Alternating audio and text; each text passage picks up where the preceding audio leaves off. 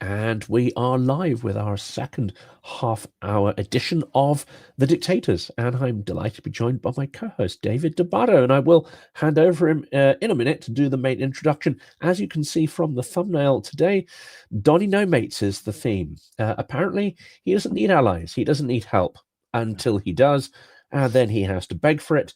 And then, of course, his psychology means that he can't possibly be beholden to anyone unless they're Vladimir Putin. And so he insults the people who've helped him. He bites the literal hand that's feeding him. We're seeing Trump melt down, I think, in real time. David, give us a bit of an introduction to your channels, etc., and then we'll jump into the conversation. Absolutely. Well, thank you, Jonathan, and thank everyone for tuning in, watching here, scrolling in, whatever. As Jonathan said, this is the second in our newish series that we've launched. It's part of the Dictators series, but it's on a different channel, on one of Jonathan's channels, and we are trying to attract a wider audience, of course, but we're going to be doing this every day, pretty much 5 days a week. That's definitely new, and it's going to be a little shorter format, usually 30, maybe to 45 minutes. But before I get into that, because I did not do this yesterday, I'd like to tell folks that I also have a YouTube channel as well as a website. And that is the YouTube channel, which is No Delusion Zone, at No Delusion Zone. So please check that out on YouTube. And I have a website, protectingtherepublic.com. You can see the website there and the URL. I encourage you to go there, where I also post live streams, interviews, and written articles as well. So that's a little bit about me. And like Jonathan said, we're going to be talking about one of my favorite people in the world, which is Donald Trump, and what he's doing to pretty much destroy the United States and the Western world. Did you know, Jonathan, that the Americans right now don't need any help in pulverizing Iran? We can do it all by ourselves. We can do the follow-up all by ourselves. We can take care of whatever fallout there is from the massively increasing oil prices. We can handle the economic crisis that's coming right now by ourselves. We're going to open up the Persian Gulf and the Straits of Hormuz all by ourselves. We need no help whatsoever. Did you know that? I knew that. I mean, it's as plain as the cold-ridden nose on my face. No, I mean, it's quite clear that things are not going according to plan. We just had drones slamming into the US embassy in Baghdad. We've got drones flying over the green zone. We had yesterday, it happened, but we didn't mention it. There was a drone in a US base, just free reigning, flying around the base, looking for targets, and in the end, it slammed into a building. This could have been the Shahed 136, which is one of my favorites. It's quite clear that the bases are not defended. When you get to that proximity, the PAC-3s and the exquisite systems that cost so much, the systems that cost $5 million to take out a $25,000 drone, that makes no sense, obviously. But at the kind of, when they come in with a very low trajectory, if they come in en masse in a drone swarm, it's quite clear the US does not have an adequate defense against that.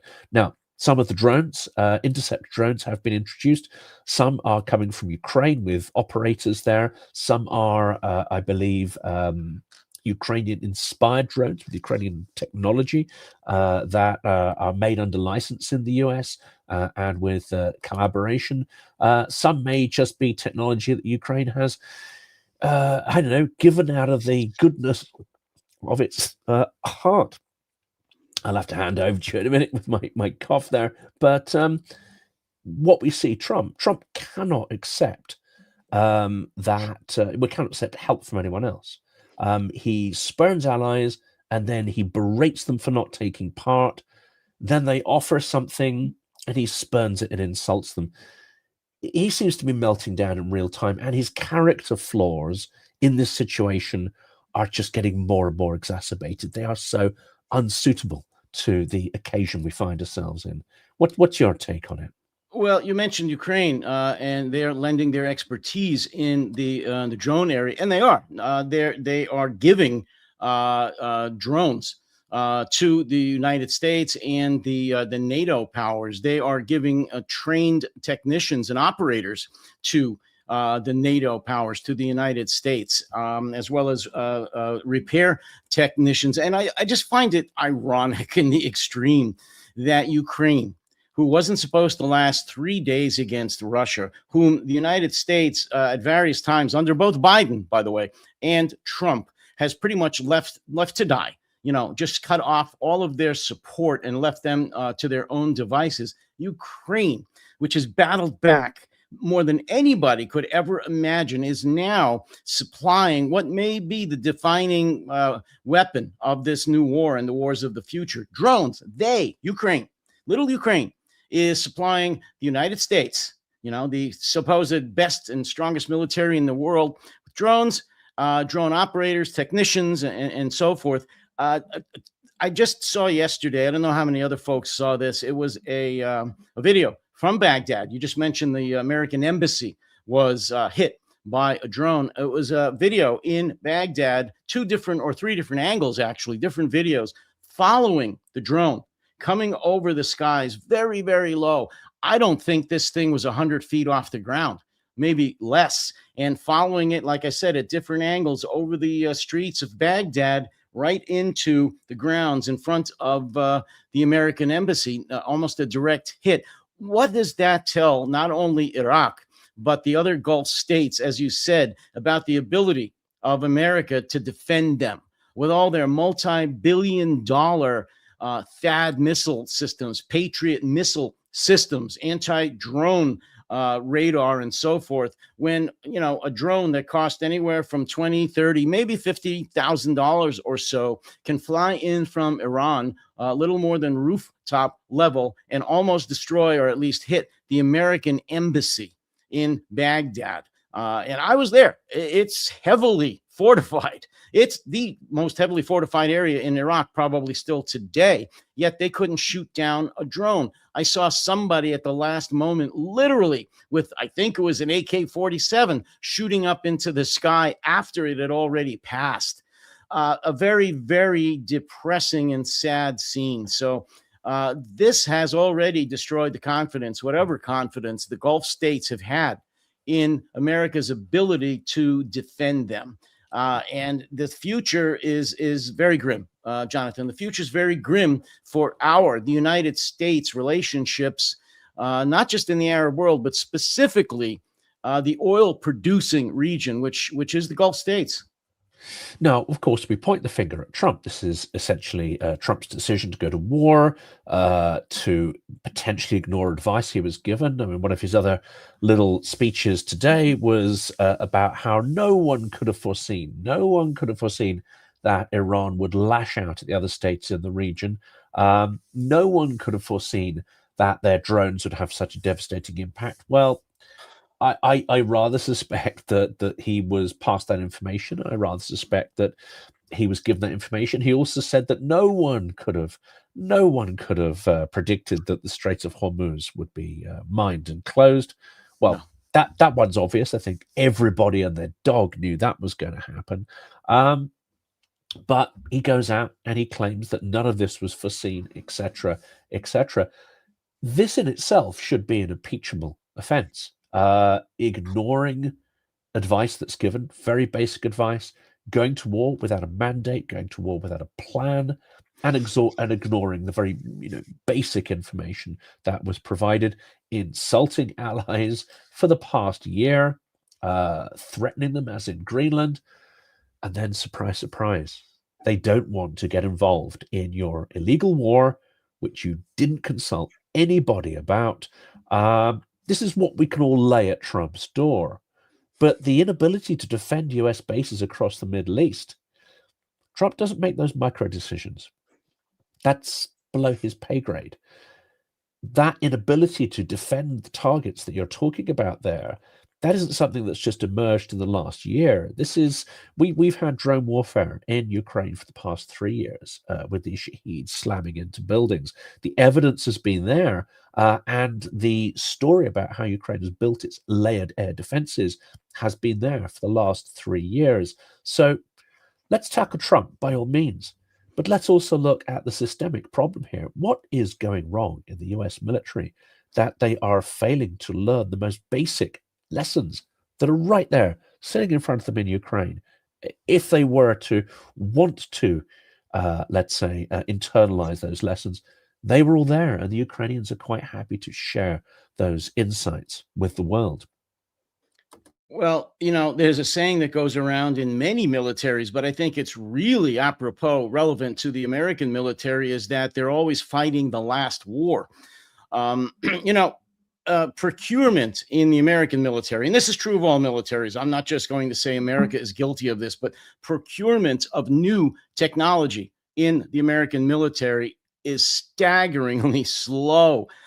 It is very easy and usually takes anywhere from, oh, I don't know, 8 to 10 years or more from initial concept to actually fielding a new technology, a new weapons platform, whether that be a tank, a jet, a mortar, a pistol, drone technology, satellite. It doesn't matter.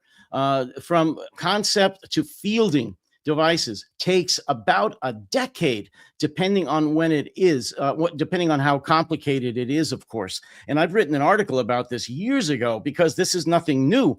And I made the analogy about how fast the United States was able to produce weapons during World War II. Weapons platforms. I'm talking from B-24s, B-29s, B-17s to tanks of all kinds, to jeeps, to machine guns, to ammunition, to ships, victory ships, the landing craft ships, LSWs, I think they were called. I know my father worked on those in the Baltimore shipyards. Some of those were produced in days. They were producing the big ships within a couple of days. They were rolling out hundreds of airplanes every month. The same thing with tanks and jeeps and so forth. So when people say we can't do that, or the American military says, oh, they're too complicated, they're too expensive, that we need so many years to do this, they're full of crap. Yes, weapons platforms today are much, much more sophisticated than they were in World War II. But we also have staggeringly bigger budgets, like in the course or in the area of $1 trillion for the United States. And our technology to produce those weapon systems is staggeringly high today. So we can do it. We just don't want to. It's political. It has to do with big business raping the public and raping the government with obscene contracts and lack of political will, and on and on and on. In terms of drones, Jonathan, to try to directly answer your question, we didn't learn anything. We again, because we're always fighting the last war here, we didn't believe that, again, little Ukraine, backwards Ukraine, poor Ukraine was going to be able to defend itself. So after we pulled out all of our advisors, for the most part, and any help that we did have for Ukraine prior to 2022, we didn't pay as much attention as we should have. We allowed them to, or forced them, not allowed them, we forced them to come up with their own technologies, whether it be in drones, airborne drones, seaborne drones, their own counter drone systems, surveillance systems, and they have done incredible work with that. And we pretty much put on blinders and didn't think that we needed it. I've seen so many statements and press conferences from leaders in NATO today, American leaders, about how we're really increasing our drone technology, how within 2 years we're going to have, the eastern flank covered with drones and counter drones and so forth and so on. 2 years? 2 years? Look what's happening right now. If anyone, whether it be Iran or Russia or China, were to launch a full-fledged drone incursion into the eastern flank of NATO, it would be pretty sad. It would be pretty devastating. They wouldn't be able to handle it. They were still sending up jets, as you know. They were sending up fighter jets to knock down $20,000 drones not too long ago over the Baltics, if you remember. And I don't know if we've come much further than that in defending the eastern flank of NATO. So we haven't learned a whole lot from Ukraine. What we've learned has taken too long, and thank God Ukraine may pull our ass out of the fire with their drones and their drones technicians and operators soon. Absolutely extraordinary. It really is. There is also a fear here that Ukraine may not actually be able to capitalize on the war bonus that these so-called defense primes are going to try to are going to try to dominate the sphere, as it were. This isn't necessarily going to be good, because unless you're iterating and testing at the front, which many Ukrainian Miltech people will tell you, if it's not tested, if it's not battle tested, then really what you have is an exquisite piece of shelfware, not something that's necessarily usable. But it does seem the primes have woken up and are going to try to muscle in here. So how risky is this for Ukrainian, Miltech entrepreneurs, etc., especially given that they've suffered so much. They've spilt so much blood and lost so many people to develop these technologies. Well, to be honest, Jonathan, they don't have any choice. So whether or not they're going to suffer, whether or not this is not the best way to introduce their new technology with minimal testing, this is, again, I'm going to make the analogy to World War II. They don't have any choice. They really don't have any choice. As you know, this is an existential battle to them. And since America, under first Biden, and again, I have to slam President Biden as well, and now Trump for just abandoning Ukraine and not supplying them with the weapons, the training, the ammunition that they've needed for many, many years, they have been on their own. So, yes, it's going to be a danger, but I'll be honest. I believe that they're more than up to it. And I'll say it again. They don't have any choice. And if they are to the point where they are able to offer their expertise in drone warfare to both America, but primarily to Europe at this point, I think that says a lot. I don't think that Zelensky and the Ukrainian military leaders and the Ukrainian defense industry is going to be giving more of their time and energy and resources to other countries if they didn't feel that they've got enough to hold back and to use in Ukraine before they would offer it to NATO. So, yeah, it's going to have to be battle tested on the battlefield. Not the best way to do this, but they don't have any choice. No, I mean, the risk here is not so much that, because I think everything's going to have to be battle tested in order to iterate it at the speed that's required. The real risk here is that American primes come in, even German primes, dare I say it as well. They swoop in, they say that our stuff is great, tested in Ukraine, but actually it hasn't been.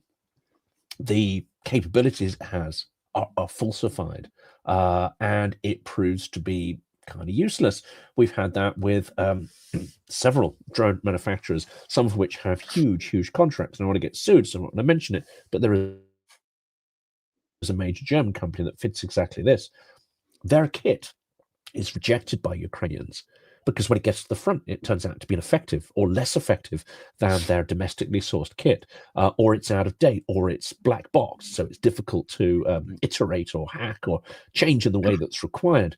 But rather than learning the lesson, taking the financial hit, these primes say, yeah, you know what, we're just going to slap some branding over it and sell it anyway. So my fear here is, one, Ukrainians are going to lose out, but two, we're going to invest in a lot of kit, which frankly, it does not cut the mustard. So yeah, I might have misunderstood your question. So you're saying the danger is in Ukrainians purchasing crap, essentially, from the American? No. Ukrainians don't do that anymore. I mean, this was the problem earlier in the war. They were foisted or forced to buy crap. No, now they say no and they refuse to pay for it, which is great. No, the risk is that Western taxpayers are going to be paying for stuff that they think is up to snuff. Ukrainians don't get paid for their insight. We get foisted a bunch of stuff that doesn't work. We pay out for that. We're And, used to this is the we risk. we love to overpay in America for things that don't work. I mean, we are the country of the famous. I don't know if it's the $1 million toilet seat or whatever. On tanks and not on tanks on on aircraft. And just really obscene amounts of money that have been spent on projects that have taken years, as I said, in the procurement process, and then just dumped. Then just dumped. They don't even use it at all. Many, many, many billions of dollars. That is common in America. So I know exactly what you're saying, but are the American people going to be shortchanged? You bet. Are they going to rise up or even say anything about it? Absolutely not. Like I said, they just passed $1 trillion. To me, I'm sorry, that's a lot of money. Budget, and it's going to go up even next year. Was there really a peep from the American people? Not at all. Many of them and that support the Republican Party didn't think that was enough. They thought that it should even go up from there. So no, I know exactly what you're saying. It's a disgrace, and people should be very, very angry. But no, nobody's going to say anything here, at least not enough people to make a difference. The other aspect of this, which I find fascinating, is, and it's horrific as well. Now, this is not to. It's difficult to phrase this in a way that I think that makes sense. But what you have is the economics of war going on here. Russia is firing some very expensive stuff at Ukraine. Sometimes it hits stuff like power stations, etc. So it has a strategic hit. It has a knock-on effect on the economy. But a lot of the time, it just hits people's apartments and so on. And it causes pain and it causes terror. But actually, strategically, you're using, a munition that costs hundreds of thousands, plus all the money that you need to get it into the air, the ground crews, or whatever, and you're hitting an objective which is not strategic and is technically monetarily. This isn't the main point, but monetarily is worth far less than the munition you fired at it. So Russia's sort of, I would say, cost-benefit analysis, if you can look at it that way, of a lot of the stuff it's thrown at Ukraine just doesn't stack up. Iran, however, firing Shaheeds into US bases, Iran firing Shaheeds into buildings in Dubai, here you have an extraordinary multiplier because you are economically crashing the world economy. You're economically crashing Dubai, making it no longer viable. You're taking munitions that cost tens of thousands a piece, and you are causing billions in terms of economic damage. So this perhaps is the calculation that people should have worked out, and this is the strategic benefit. Iran has the world over a barrel of oil, yes, but it also has the Gulf states over an economic barrel. It can destroy their economic model. Is Trump going to press further? Because if he does that, the damage he causes is going to be multiples even of what the damage has been so far. Well, great points. And what you said about Russia and Ukraine, of course, their objective is to implant fear in the Ukrainian people, to break their will. It's a failing strategy, of course, but that's what Putin wants to do, is to break the will of the Ukrainian people, not so much the Ukrainian military. And now talking about the Iranian drones that are being used in a much more strategic way. I think I said on one of our last live streams that not only did they hit the targets you talked about, but they've hit the desalinization plants in Qatar. At least 2 of them, I think, maybe 3, which is of critical importance to the entire Gulf area. They don't get a lot of rain. They really depend on these desalination facilities for their lives, for their drinking water, for their agricultural needs. And that was one of these well thought out strategic targets. They've hit the Kuwait airport. They've hit the airports in almost all or many of the Gulf states, shut down their tourism entirely and their businesses. That is costing them billions every day. That's strategic. They have hit the hotels in Dubai, in other Gulf states, which depend again on tourism. People are fleeing that area in droves, many never to return. They are starting to hit the oil facilities. They've hit some of the tankers that are anchored off of Iraq. In the southern port in Iraq. So yeah, they're very, very strategic. And it was well thought out. And I think, correct me if I'm wrong, that you're implying that perhaps Donald Trump did not think of this beforehand and may not have an answer to the drone warfare that Iran is pursuing right now. No, well, he clearly didn't think about that. It's extraordinary, actually, that so many people around him didn't think of that, including military strategists, it seems, because Well, they did, it, Jonathan. I mean, I they have to say, did, is the no, answer they to really, that. you know, Yeah. who didn't? Who didn't is Pete Hegseth, Pistol Pink. Pete didn't. He didn't think of this. Marco Rubio didn't think of this, or if they told him, he didn't care. JD Vance didn't think of this. The actual generals, even though they're not going to say it, of course, in public, the generals, the 4 stars, the chiefs of staff, the joint chiefs of staff, the secretaries of the military and so forth, the heads of the intelligence agencies, yes, they knew very well about this. And I'm sure they tried to tell Trump, but Trump doesn't listen to advice. Intelligence briefings bore him, so he doesn't have them. Yeah. So yes, Well, I'm sure that here's a told. good point for you, because clearly it seems to me he's been dragged into this partly by Netanyahu. Now, Netanyahu Hmm.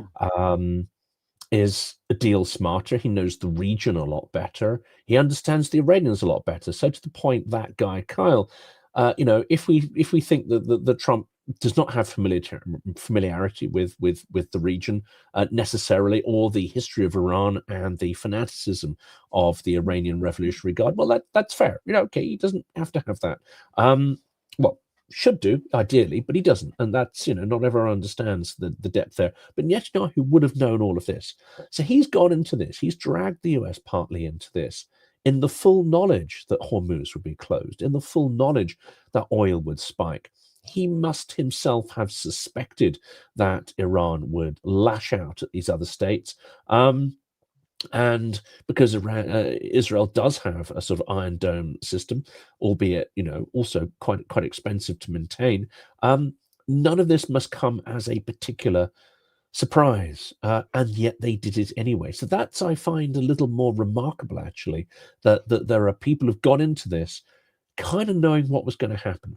They must have believed they could take out the regime very, very quickly.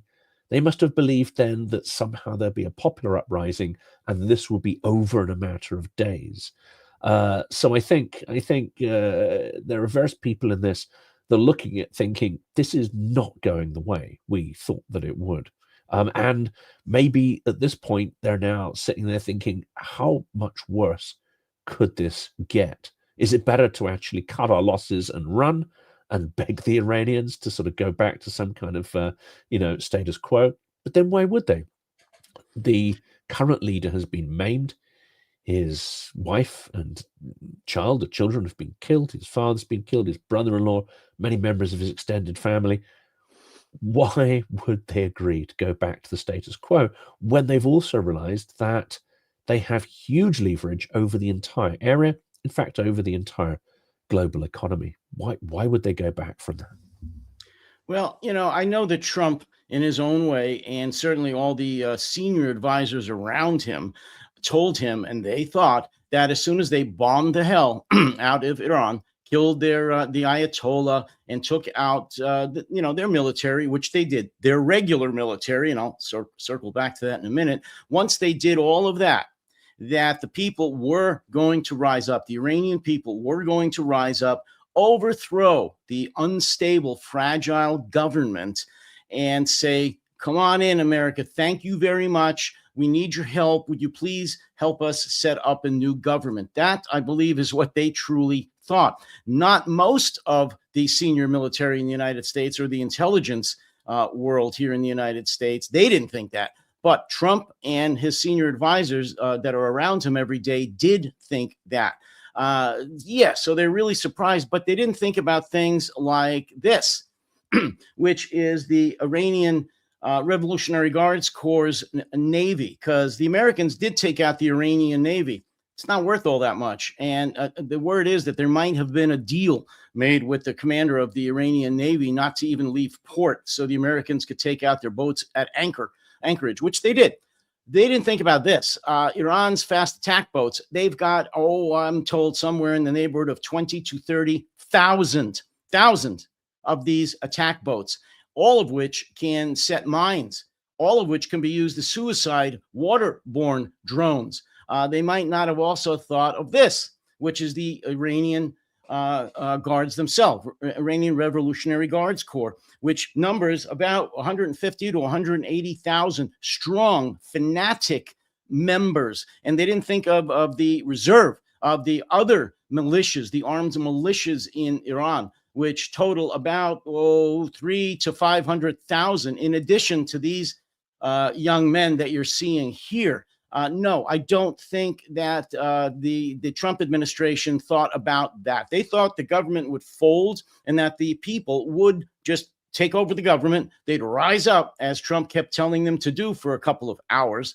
And that would be the end of it. In America, Trump specifically would, be a hero. That's not the way it works. You can never overthrow a government by bombing a country. It's never worked in history. Anybody that's studied it at all knows this. Trump believed you could. He also thought, as I said, that by taking out their regular military, that was going to be the end of it. He doesn't know Iranian history. He doesn't know Middle Eastern history. He doesn't know anything about the Iranian Revolutionary Guards Corps. He doesn't know any of that. And he doesn't know that they've planned for this for the last, at least 25 to 30, 40, 47 years or so. They have thousands of drones and possibly ballistic missiles hidden underground that we not only haven't hit, we don't know exactly where they are. So this isn't over yet. No, they didn't think of any of this. They really thought in their heart of hearts, this was going to be a very short mission, a very short campaign in a matter of days, maybe a week or two. Well, we're going on almost a month, over 3 weeks, and there's no sign that it's going to be ending anywhere soon, and it's getting worse every day. It is, and there's no clear way out. There's no clear way forward, in fact. And I think this toddler tantrum, the meltdowns that we're seeing, are only going to get worse. Well, we have to see what happens. We have to see what happens here. This is probably the bit where I kind of bow here. I have to admit that I made a bit of a fluff up when I put this live, and it was still set to private, so it might have got off to a little bit of a slow start, this one, but we'll see if we can push it a little bit. You all have to forgive Jonathan. Sharing on the channel. He has a very bad cold today, and we're lucky to have him at all. I was fiddling about with the settings on the channel, trying to improve things, add tags, whatever, and it looks like I fluffed up one of the settings. But there we go. Lesson learned, and that's another thing I'll add to my checklist so that it doesn't happen again. But onwards and upwards, and also, well, for one of these, we should be joined by Chuck Farr at some point. So I don't know if you've had Chuck on your channel before. Yes, I have. Yeah, fantastic. Well, they are going to be live streaming back on IWI. We're going to try and get some other co-hosts and other formats going to sort of move this along, make it into a real, community live stream resource. And Jonathan, we want people to disagree with us. I mean, we want, if people support the war, if people think that this was the right thing to do for America, for Donald Trump, for MAGA, for whatever, for the American military to do, please come here. Tell us that this was the right thing to do, but back it up with facts. Why was it the right thing to do? Not just because Iran has a terrible government. I don't think Jonathan and I thought the Ayatollahs were great people. We hate them. There's no question about it. But was this the way to get rid of the Iranian regime and stop them from making a nuclear bomb and to stop them from supporting terrorism? Was this the way to do it? We'd love people to come here and answer those questions and tell us why you feel that way. Well, I mean, just the fact that the operation a few months ago was so successful in getting rid of the nukes. It just there's logical inconsistency here, which doesn't sort of stack up. If they destroyed them all 6 months ago, why do they need to go after them now? So we are 3+ weeks into this campaign, and we still do not have a solid answer as to what the goal is. We don't have that from the American government. Yeah. Absolutely, absolutely. And of course, we have the other downside, which we're going to talk about tomorrow, which is the temporary lifting of oil embargo on Russia. With Absolutely. that, Well, before I fall apart, no, I think that before you lose your voice and your mind, you need to get some rest so we can hit this head on tomorrow with a good head of steam. we'll be back tomorrow, and we'll pick this up where no doubt there'll be another stream of Stream of effluent from the consciousness. pipeline of news. Yeah, right. Hitting end Well, stream. Thank you, well, everybody. we're going to be here every day, folks. That's the other thing. Really, this is what we're doing now, 5 days a week at least. And so please tell folks about it that and join us here. We'll be back tomorrow. I think 10 Eastern time right now. I think, correct, Jonathan? Yes, we'll be back to 2 o'clock UK. Yeah, 2 o'clock And, p.m. UK time, and we're going to be doing this every day. So tell folks about it. Make your plans to be here. Bring your questions. Again, we don't have to have everybody agree with us. We'd like a discussion, a good discussion, but no insults and threats, but a good discussion. Jonathan, you have the last word.